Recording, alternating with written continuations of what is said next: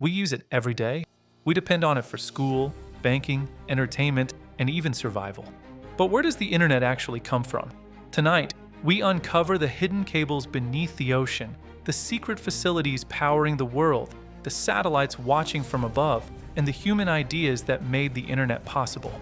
This is where the internet comes from, the birth of the idea.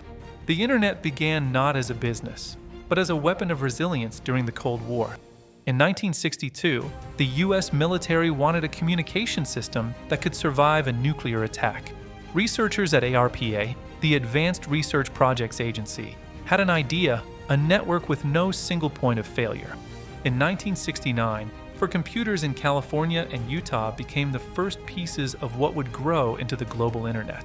The first message ever sent? Login, the system crashed after the first two letters, LO.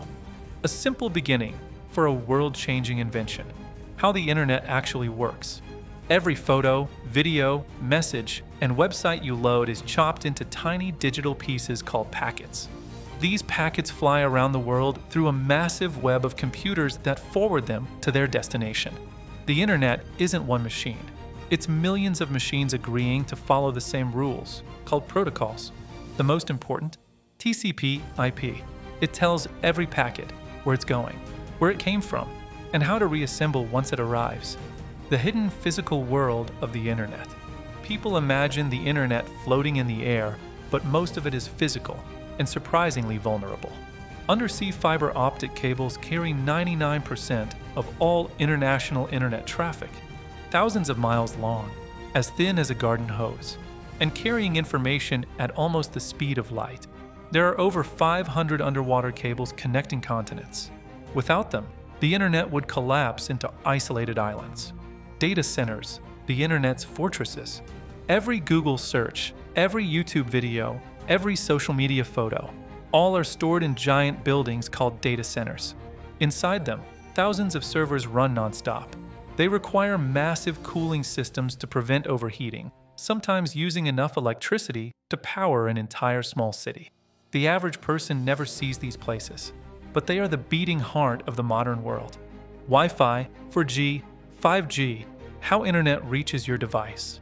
Once the internet leaves data centers, it travels through your local infrastructure, fiber lines, copper lines, cellular towers, before finally reaching your home. Wi-Fi converts wired internet into wireless radio waves inside your house. 4G and 5G use thousands of cell towers to beam internet to phones. Satellites provide internet to remote regions far from cables.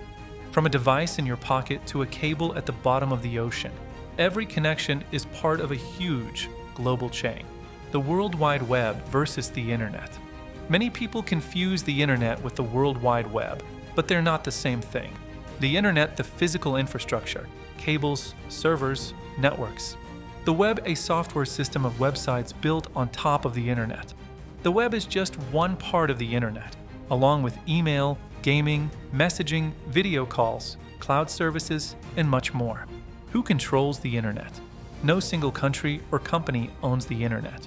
Instead, it's governed by a collection of organizations.